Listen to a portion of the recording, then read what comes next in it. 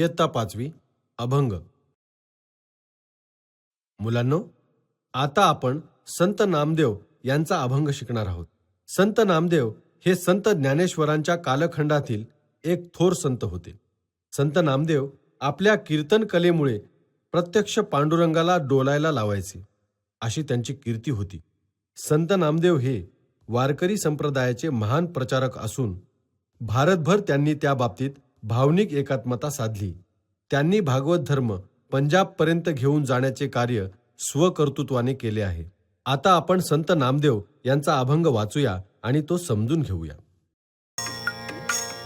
अभ्यासिले वेद झाला शास्त्रबोध, साधिल्या विविध नाना कळा, नाना कळा.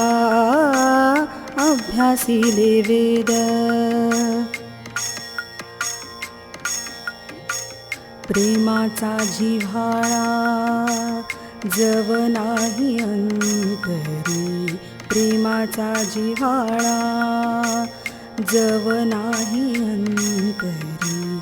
तव केसा श्रीहरी करील कृपा, करील कृपा. अभ्यासिले वेद.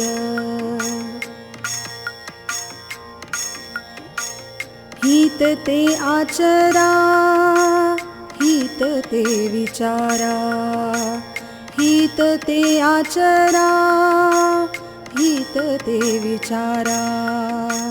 नामी भाव धरा, जाणते नो, जाणते नो. अभ्यासिले वेद.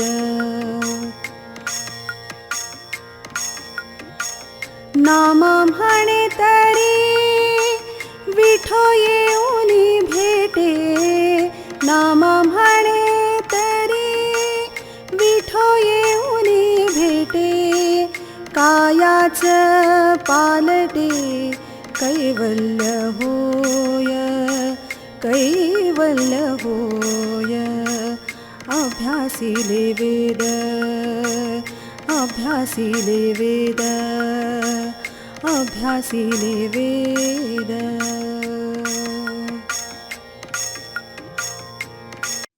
अभंगात संत नामदेव सांगतात की त्यांनी वेदांचा अभ्यास केला आहे. वेद म्हणजे काय हो सर? मुलांनो, वेद हे भारतीय आर्ष काव्य आहे. ऋग्वेद, यजुर्वेद, सामवेद, अथर्ववेद हे 4 वेद आहेत. हे भारतीय धर्माचे आणि संस्कृतीचे मूलाधार ग्रंथ आहेत. या वेदांचा अभ्यास केल्याने नामदेवांना शास्त्रबोध झाला, म्हणजेच ज्ञानाचे आकलन झाले. त्यामुळे त्यांना विविध प्रकारची कला कौशल्ये आत्मसात झाली. पुढे नामदेव सांगतात की जर आपल्या अंतरी म्हणजेच अंतःकरणात इतरांविषयी प्रेम, जिव्हाळा नसेल तर श्रीहरी आपल्यावर कृपा कसे करतील? त्यामुळे आपण सर्वांनी प्रेमाने वागले पाहिजे. संत नामदेव सांगतात की आपण नेहमी सर्वांचे हित होईल, कल्याण होईल असा विचार करावा. सर्वांचे हित होईल अशा गोष्टी आचरणात आणाव्यात, म्हणजे त्याप्रमाणे वागावे. ईश्वराचे नामस्मरण करून सर्वांशी प्रेमाने वागावे आणि जाणतेपणाने वागावे. आपले मन शुद्ध असेल, आपले वागणे चांगले असेल तर विठ्ठल आपल्याला प्रत्यक्ष येऊन भेटतो आणि देवाचे दर्शन घडून आल्याने आपले कल्याण होते. बघितलंत मुलांनो, संतांनी आपल्याला किती लाख मोलाचा संदेश दिलेला आहे. हा संदेश आपण आपल्या आचरणात आणायला पाहिजे, हो की नाही? हो सर.